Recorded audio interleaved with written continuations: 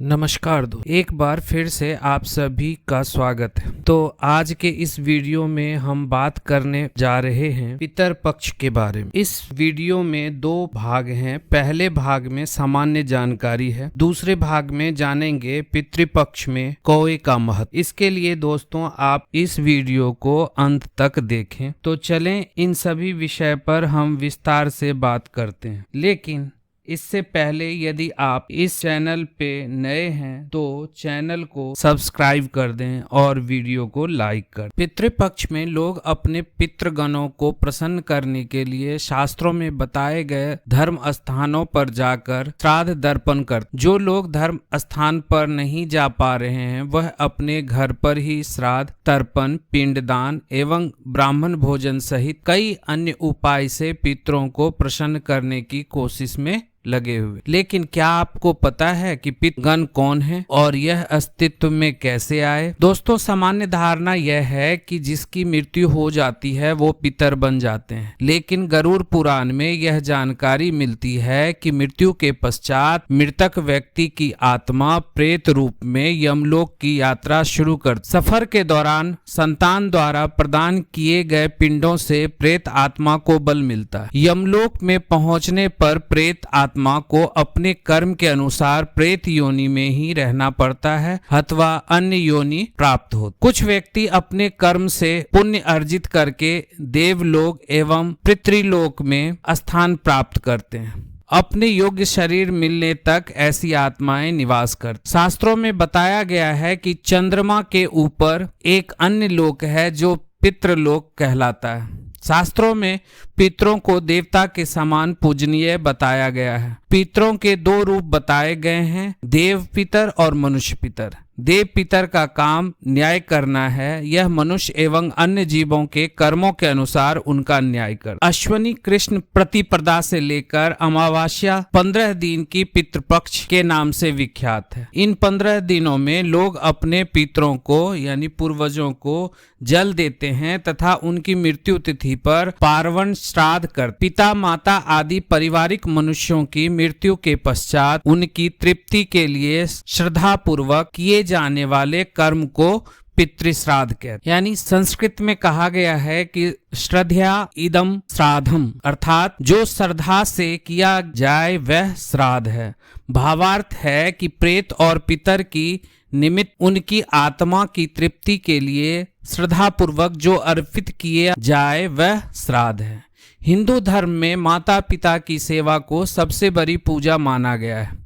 इसलिए हिंदू धर्म शास्त्रों में पितरों का उद्धार करने के लिए पुत्र की अनिवार्यता मानी गई है। जन्मदाता माता पिता को मृत्यु उपरांत लोग विस्मृत ना कर दें, इसलिए उनका श्राद्ध करने का विशेष विधान बताया गया है।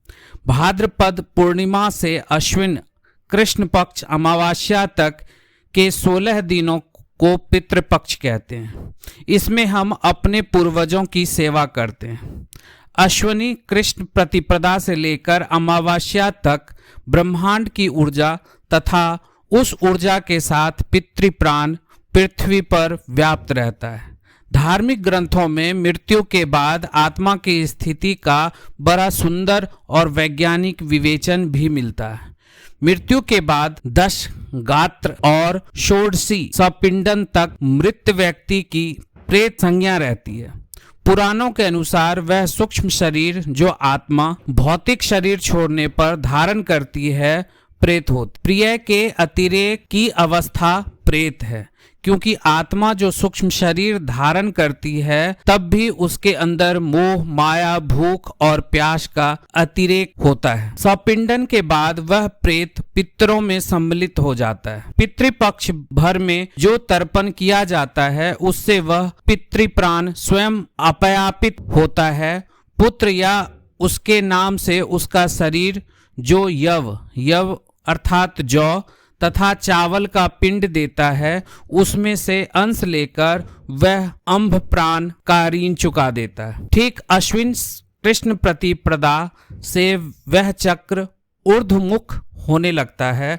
15 दिन अपना अपना भाग लेकर शुक्ल पक्ष की प्रतिपदा से पितर उसी ब्रह्मांडीय ऊर्जा के साथ वापस चले जाते हैं, इसलिए इसको पितृपक्ष कहते हैं। और इसी पक्ष में श्राद्ध करने से पितरों को प्राप्त होता है। पुराणों में कई कथाएं इस उपलक्ष्य को लेकर है, जिसमें कर्ण के पुनर्जन्म की कथा काफी प्रचलित है। एवं हिंदू धर्म में सर्वमान्य श्री रामचरित मानस में श्री तुलसीदास जी के द्वारा वर्णित एक कथा भी है, जिसमें कहा गया है कि रामचंद्र जी के द्वारा श्री दशरथ और जटायु को गोदावरी नदी पर जलांजलि देने का उल्लेख है। एवं भरत जी के द्वारा दशरथ हेतु दशगात्र विधान का उल्लेख किया गया है। तुलसीकृत रामायण में कहा गया है, भरत किन्ही दशगात्र विधाना। भारतीय धर्म ग्रंथों के अनुसार मनुष्य पर 3 प्रकार के ऋण प्रमुख माने गए हैं, पितृऋण, देव ऋण तथा ऋषि ऋण। इनमें से पितृऋण सर्वोपरि है।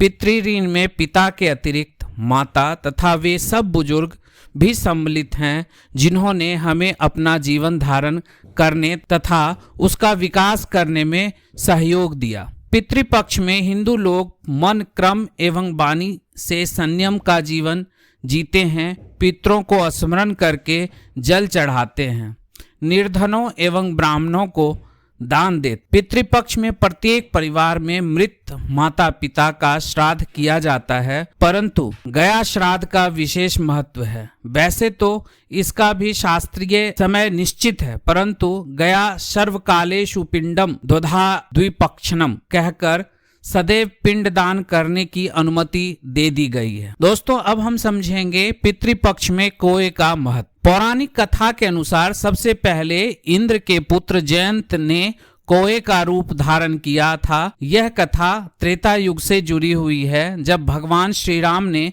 धरती पर अवतार लिया। उस दौरान जयंत ने कोए का रूप धारण कर माता सीता के पैर में चोंच मारी थी। तब भगवान श्री राम ने तिनके का बाण चलाकर जयंत की आंख फोड़ दी। जब उसने अपने किए की माफी मांगी, तब भगवान राम ने उसे यह वरदान दिया कि तुम्हें अर्पित किया भोजन पितरों को मिलेगा। तभी से श्राद्ध में कौओं को भोजन कराने की परंपरा चली आ रही है। यही कारण है कि पितृपक्ष में श्राद्ध करते समय कौओं को पहले भोजन कराया जाता है। पितृपक्ष में कौओं को ना तो मारा जाता है और ना ही किसी भी रूप से सताया जाता है। यदि कोई व्यक्ति ऐसा करता है तो उसे पितरों का श्राप के साथ साथ अन्य देवी देवताओं के क्रोध का भी सामना करना पड़ता है और उन्हें जीवन में कभी भी किसी भी प्रकार की कोई सुख और शांति प्राप्त नहीं हो। तो कैसी लगी ये जानकारी? दोस्तों, आपको यदि अच्छी लगी तो लाइक कर दें, शेयर कर दें और साथ ही सब्सक्राइब कर दें और अगले वीडियो आने तक का इंतजार करें। धन्यवाद।